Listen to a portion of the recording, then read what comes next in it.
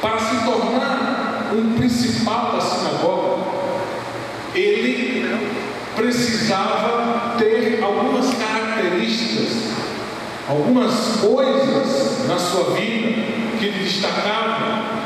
Por exemplo, ele precisava ter um caráter equilibrado, ser um homem de uma boa fama, ter um bom conhecimento administrativo, né? Precisava ser um bom expoente ou alguém que dominava a escritura, a lei. Ele não precisava ser um doutor necessariamente, mas todavia ele precisava ser alguém que dominava a escritura. O que ele fazia? Ele tinha um papel gerencial na sinagoga, e isso lhe dava um certo poder ali, de destaque também, e influenciava a sociedade em que ele vivia. Ele influenciava tanto do ponto de vista da religião, porque as pessoas o enxergavam como o guardião da lei, como alguém que carregava a palavra de Deus em si, de maneira que quando alguém queria se ater a alguma coisa do teor espiritual, olhava para ele. Ele tinha uma influência também social, porque ele precisava ser um exemplo para as outras pessoas. As pessoas precisavam, não podiam vender um homem desonesto, não podiam vender, um homem que não tivesse um caráter elevado. E ele também tinha uma influência política, porque sendo o principal ali, obviamente, o Império Romano, quando precisava tratar de alguma coisa ali, naquela localidade, eles iriam procurar, obviamente, o principal ali, alguém que tivesse o conhecimento daquele lugar. Então veja que Jairo, ele não era perdido ali naquele lugar. Alguma coisa moveu Jairo a ir até ali. E aqui eu quero convidar você a não mais estar naquele momento, naquele lugar, mas retornar um pouco comigo até a casa dele, momentos antes dele decidir ir até Jesus.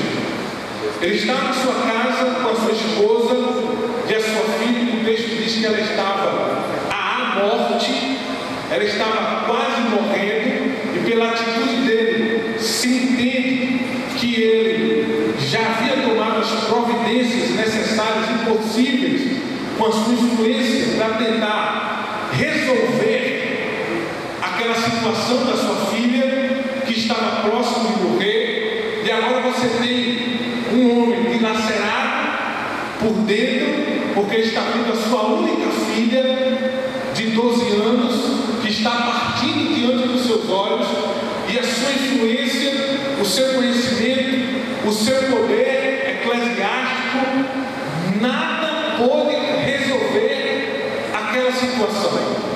E ele está agora despido, a sua alma está despida. Eu imagino a sua esposa chorosa, aflita, quem sabe também esperando dele algo, esperando dele uma atitude, esperando dele alguma coisa que viesse mover aquela situação. A expectativa da esposa olhando para ele agora se sentindo o pior dos homens, talvez, quem sabe pensando em tudo que ele havia feito, e agora de que nada valia, olhando para sua filha. Eu imagino a sua esposa, no texto não diz, mas penso eu, que sabendo que Jesus estava passando ali, ela talvez tenha dado uma motivada nele. Eu penso que ela talvez tenha tentado influenciar ele aí. Porque, pense comigo, ele era o principal da sinagoga, e ele tinha entrada no sinédrio. O sinédrio já não via Jesus com bons olhos ali. Então, ele agora ele podia simplesmente deixar a sua filha morrer e não entrar em conflito com a liderança religiosa da época, porque ele estaria se arriscando, vamos dizer assim, até ele mesmo talvez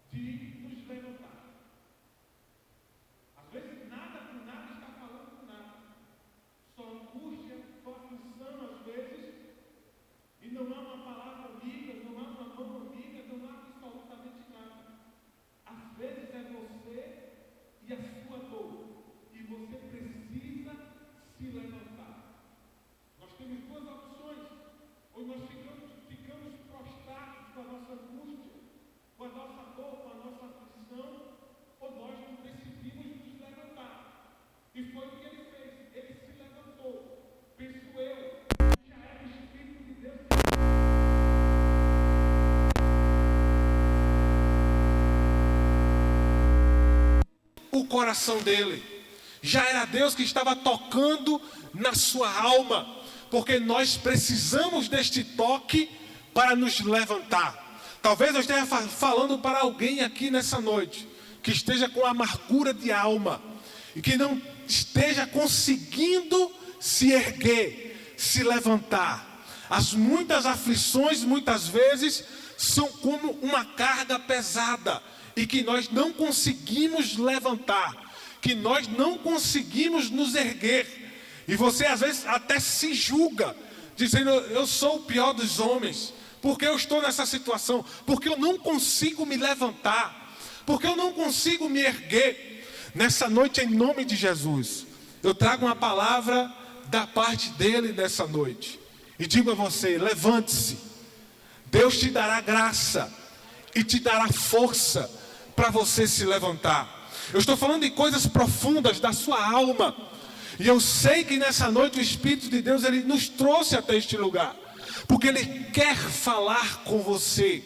Ele conhece a sua alma, ele conhece a sua estrutura, ele sabe como você chegou aqui nessa noite, ele sabe os seus fracassos, ele sabe as suas dores, ele conhece as suas fragilidades, ele sabe onde você é vulnerável, ele sabe o quanto você precisa de uma mão para se levantar. Mas uma coisa eu sei: esta mão, ela não está recolhida, ao contrário, ela está estendida para você nessa noite.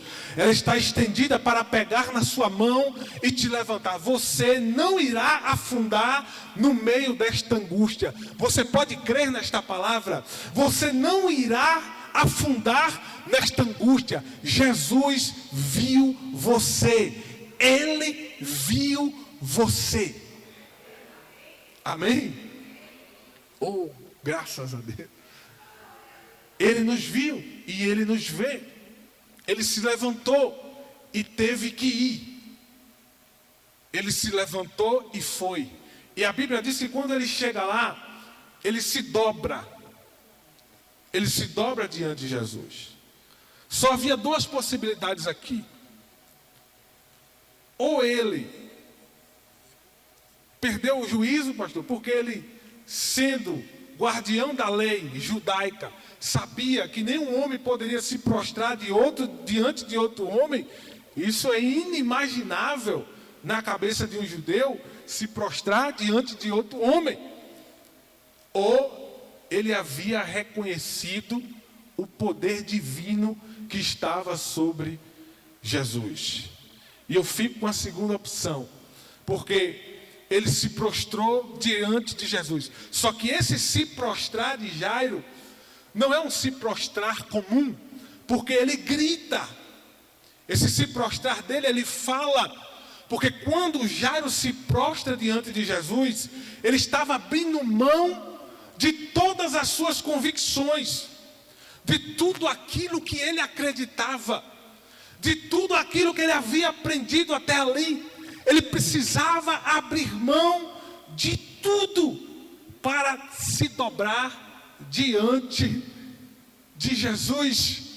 Enquanto ele fazia isso, enquanto eu leio o texto, pastor Evanildo, não tem como eu não recordar e não retornar a minha vida, a minha própria vida. Não tem como, porque quando nós decidimos seguir Jesus, andar com Jesus, devemos estar dispostos a abrir mão de todas as nossas convicções antigas. Nós precisamos estar dispostos a deixar para trás, Andar com Jesus significa muitas das vezes deixar coisas, pessoas para trás. Eu sei que essa mensagem ela é difícil, mas veja que Jairo, ele iria com certeza agora ser julgado por todo o sinédrio. Com certeza havia com ele ali amigos, pessoas em que ele confiava e que agora iriam olhar para ele com outro olhar, com um olhar diferente. E quando eu falo isso, eu lembro de mim. Estava conversando com o pastor Michel sobre a minha conversão, pastor. que foi uma ruptura muito grande na minha vida. E eu acho que Jesus sabia o que ele tinha que fazer e ele fez. Foi uma ruptura muito grande. Porque diferente de Jairo, Jairo cria em alguma coisa, não é, pastor? E eu não. Eu não cria em absolutamente nada. Era uma das lutas da minha mãe em tentar me fazer crer em alguma coisa. Não poucas vezes minha mãe tentou me levar para a igreja. E isso eu já estava... E minha mãe era muito católica. E ela tentava me batizar, porque na cultura dela, na mente dela, eu era um pagão, eu precisava me batizar. Mas eu não estava nem aí para isso. Eu já estava com mais de 20 anos e já estava com a minha convicção toda formada, lendo vários livros sobre ateísmo. E eu estava bem convicto, pastor, do ateísmo. Eu tinha alguns primos que eu visitava aqui fora, em Feira de Santana. Tinha alguém em Jacobina também que nós debatíamos. E havia uma estrutura ali. Havia uma estrutura. E minha mente estava inundada naquilo.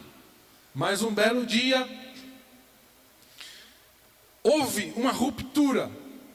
Alguém falou de Jesus para mim. Algum amigo meu. E eu releguei. Eu brinquei com ele, né?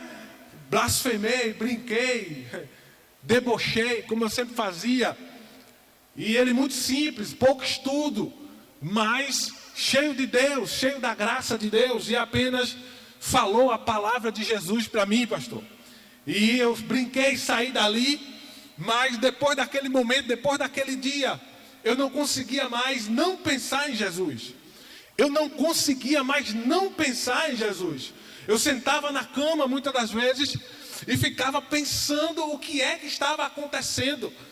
Eu dizia, não, mas não faz sentido. E alguma coisa me impulsionava a palavra de Deus. Alguma coisa me impulsionava. E aquele amigo meu, muito íntimo, ele percebeu que eu estava mudando. As minhas atitudes estavam mudando. A minha vida estava diferente. Ele disse, eu vou levar você, Jesus tocou em você. Você pode não querer confessar, mas Ele está mudando a sua vida. Eu rasguei a minha alma naquele dia, eu chorei, eu me entreguei completamente.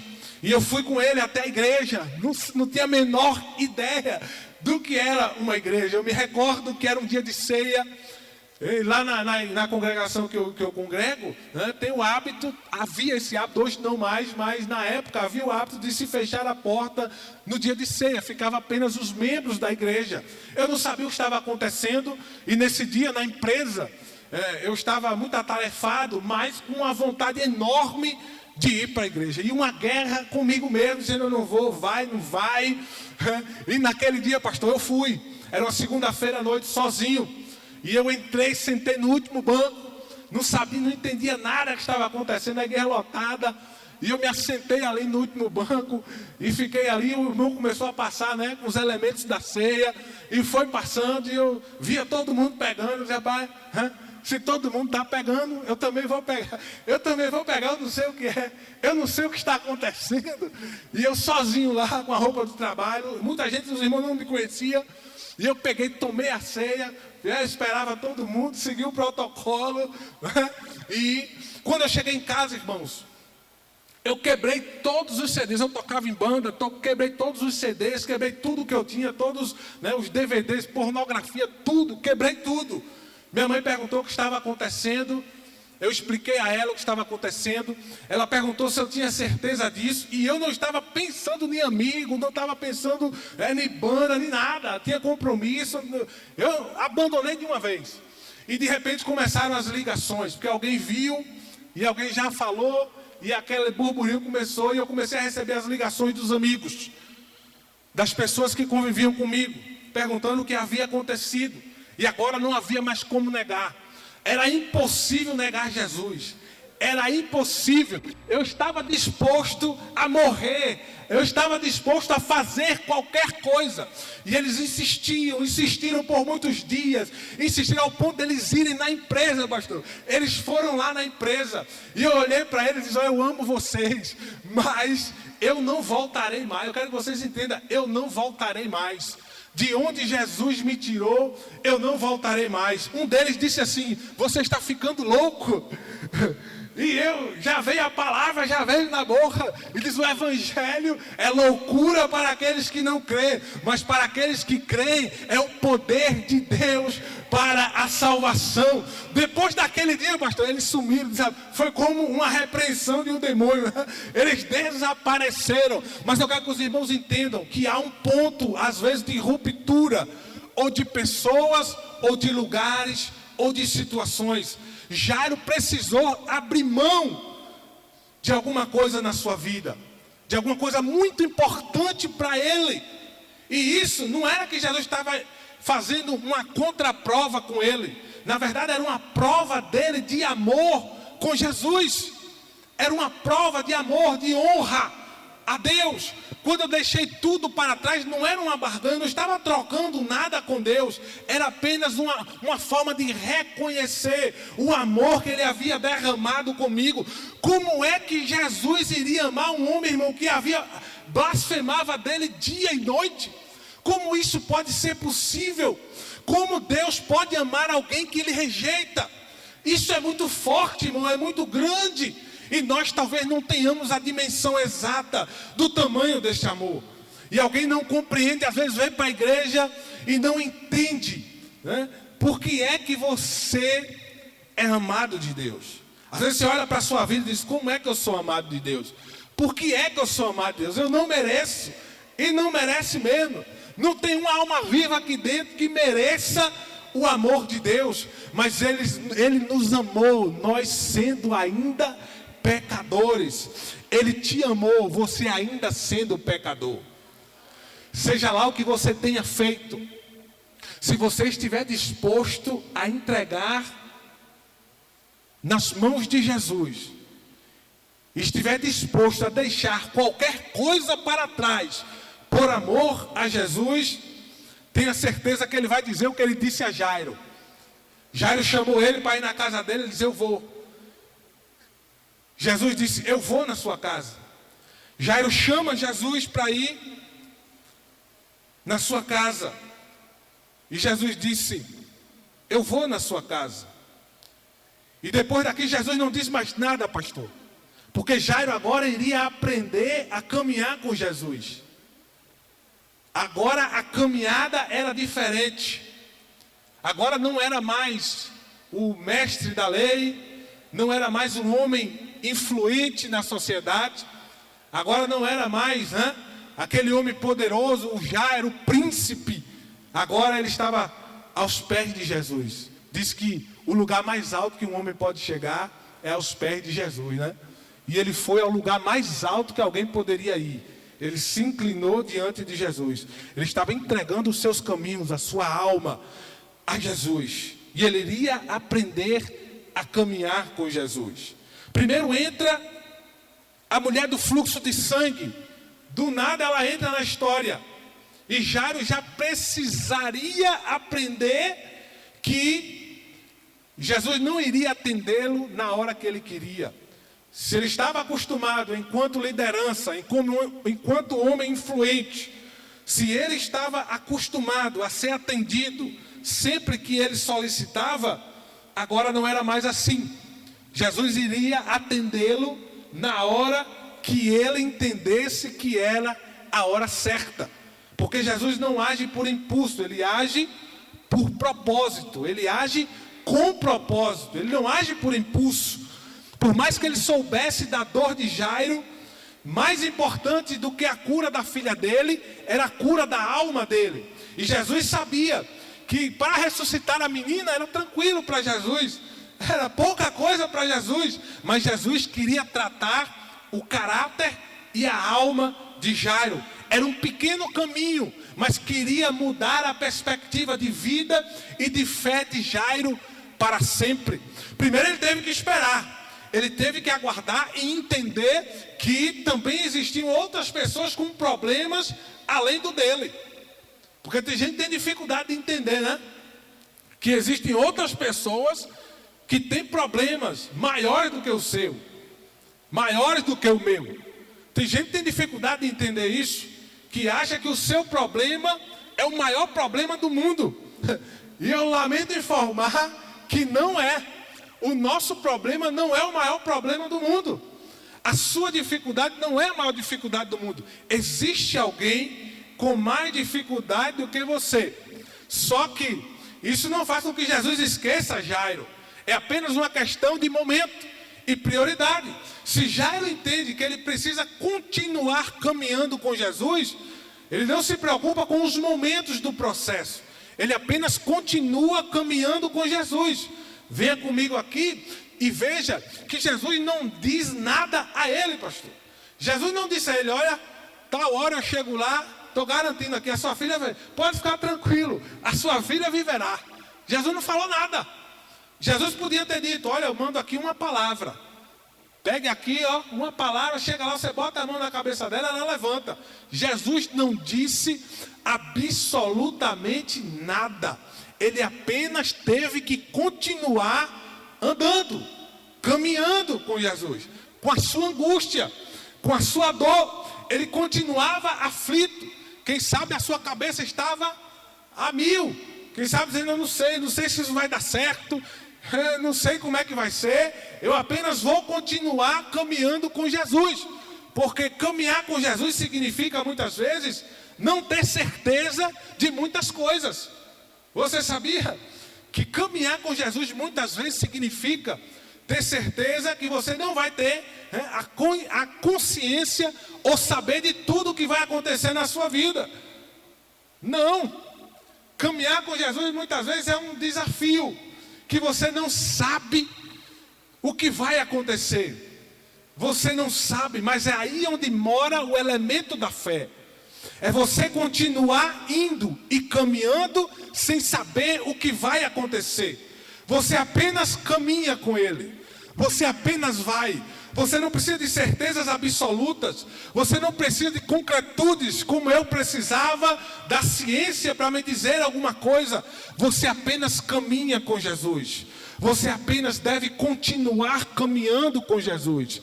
Eu sei que muitas vezes as pedradas da vida nos impulsionam, nos conduz para o caminho da desistência, nos conduz para o caminho do retrocesso, de voltar atrás. Mas a palavra de Jesus para nós nessa noite é não retornar, é não voltar para trás. A palavra de Jesus para você e para mim nessa noite: não retorne, não volte atrás. Você deve continuar caminhando. Eu sei que a luta, a dificuldade talvez seja grande.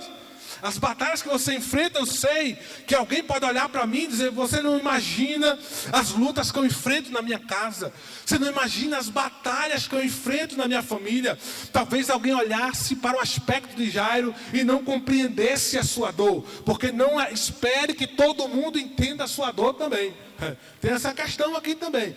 Não espere que as pessoas compreendam a sua dor. Não espere. Você irá se frustrar. O seu problema para a maioria das pessoas não é absolutamente nada. Alguém pode olhar para o que você passa, para as suas lutas e desmerecer e desvalorizar. Mas tem alguém que conhece, sabe a sua dor, a sua luta, conhece as suas lágrimas. Cada gota de lágrima sua, Jesus conhece. Cada não que você recebeu, cada abuso que você recebeu, cada pancada que você recebeu, cada pedrada, Ele estava lá. Ele viu a sua dor, Ele viu o seu choro, Ele viu a sua aflição, Ele viu e me trouxe aqui de Jacobina para dizer a você: continue caminhando, continue caminhando, continue em meio às pedras, em meio aos espinhos, em meio às dores, às lutas. Continue caminhando. Continue caminhando, não pare. A palavra é essa: continue. Jairo continuou sem saber o que iria acontecer. Ele apenas estava confiando em Jesus. Apenas confie. Ele tem o melhor para a sua vida. Amém? Ele tem o melhor para nós. Apenas continue. E ele continuou. Ele continuou caminhando. E ele continuou. E enquanto ele caminha, Enquanto ele vai, a mulher do fluxo de sangue recebe a sua bênção, ela foi curada, e logo a notícia chega a ele. Os seus ajudantes da sinagoga vêm e diz a ele: olha, não incomode mais o mestre, a sua filha morreu, ela partiu.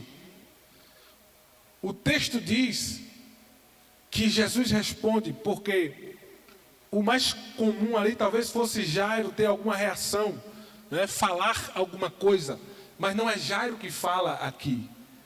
Quem entra em cena aqui agora é Jesus, porque eu penso que naquele momento Jairo não conseguiria responder, ele não tinha mais força para responder. O que é que ele ia dizer diante de alguém que estava dizendo que a sua filha, a sua única filha de 12 anos, havia morrido? Quem sabe um filme passa na sua cabeça, com todos os momentos que ele passou com ela, os momentos em que ela brincou com ele. Quem sabe o filme passou, né, diante dos seus olhos. E agora eu imagino, quem sabe ele, até pensando na palavra que os cidadãos falaram para ele não incomodar mais Jesus, quem sabe ali ele desistiu. Dentro dele ele talvez tenha desistido, dizendo: de fato, ela morreu, não há mais o que possa ser feito. O que é que Jesus disse a ele? Jesus não é ele que responde, Jesus toma a palavra por ele. Jesus intercede por ele e diz: não tenha medo, Jairo, creia somente, somente creia. Como quem dizia assim: eu sei que você não entende, a sua filha morreu, você não tem a menor ideia do que pode acontecer, mas eu quero que você apenas creia. Você não sabe o futuro, Jairo, você não sabe o que está diante dos seus olhos, você não sabe o que está por vir na sua vida. Você está chorando hoje, mas você não sabe de que daqui a alguns instantes você estará sorrindo. Você ainda não consegue enxergar, mas ele já viu. Jesus já viu.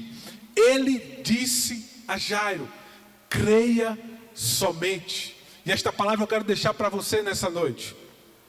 Não tenha medo, creia somente. No caso de Jairo, o tamanho do problema era a morte, o maior de todos. E a palavra de Jesus foi: não tenha medo, creia somente. E veja que ele usa a expressão somente, porque não era para dizer nada ali, era só para ele crer mesmo. E se eu puder deixar uma palavra para você nessa noite é essa: não tenha medo, creia somente. Eu não sei qual é o caminho, qual é a direção de Deus para a sua vida. E talvez você não tenha certeza de muitas coisas e para onde a vida está lhe levando. Mas uma coisa eu deixo para você nessa noite: creia somente.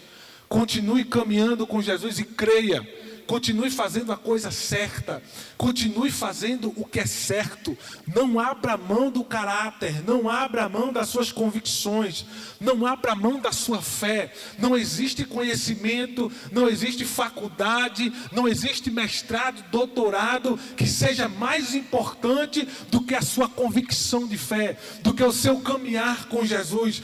Todas essas coisas irão passar, mas a única coisa que permanecerá contigo é a palavra de Jesus no seu coração, dizendo: creia, creia somente. Creia somente nessa noite. Não abra mão, não tenha medo de enfrentar desafios e gigantes. Deus já viu que você irá vencer. Amém? Deus já viu que você irá vencer. Apenas não caia nas ciladas do diabo. Ele continua caminhando. Agora, Jesus está indo em direção à sua casa. Está muito perto. Muitas pessoas chorando na porta. O clima de velório já está instalado. Já está tudo ali pronto para o enterro. As pessoas chorando. A sua mãe, imagino, em desespero absoluto. A mãe da menina. E ele chega com Jesus. Jesus manda que todo mundo saia e que entrem apenas Pedro, Tiago e João naquela casa. Porque a casa é um lugar de intimidade. Você concorda comigo? A casa é um lugar de intimidade. Então meio que Jesus dá um recado ali que não é todo mundo que pode estar na casa. Não é todo mundo que pode estar na nossa casa. Não é todo mundo que pode entrar na nossa casa. A sua casa é um jardim fechado. É o lugar onde Deus habita na sua família. Não são todos os pés que devem entrar lá. A Bíblia diz que nós devemos sim ser receptivos às pessoas, mas é preciso nós termos atenção. Jesus tira todo mundo e traz apenas Pedro, Tiago e João. Agora estão ali Jesus, Pedro, Tiago e João, Jairo, a sua esposa e a sua filha. E a Bíblia diz que Jesus vai até onde a menina estava. Possivelmente ela estava no quarto, possivelmente ela estava deitada no seu leito. E Jesus, ele agora ali está revelando tudo aquilo que estava para acontecer desde o princípio. Desde a hora em que Jairo decidiu se dobrar aos pés dele. Veja que ele não enxergava este momento, mas quando ele estava se rendendo a Jesus, ele estava meio que decretando este momento. Ele estava assinando este momento. Quando ele decidiu se dobrar diante de Jesus, é como se a vida começasse a dar um retorno para ele. Ele não estava vendo, ele não podia ver, mas Jesus já sabia. Enquanto ele se dobrava aos pés de Jesus, Jesus já estava preparando o futuro dele. Entende? Enquanto ele se dobrava aos pés de Jesus, angustiado, aflito, sem muitas respostas, ele já estava preparando o seu próprio futuro. Que nós não devemos servir a Deus só porque nós temos alguma coisa. Nós não devemos caminhar com Deus porque nós ganhamos alguma coisa. Não. Deus observa muito mais quando nós não temos. Eu costumo dizer que quando Jesus me chamou, eu não tinha uma arruela, não tinha nada. Quando eu casei, não tinha nada, meu irmão. Era eu, Jesus e a mulher. E uma luta terrível. Mas continuando servindo a Jesus. Me dobrando, me rendendo, caminhando, fazendo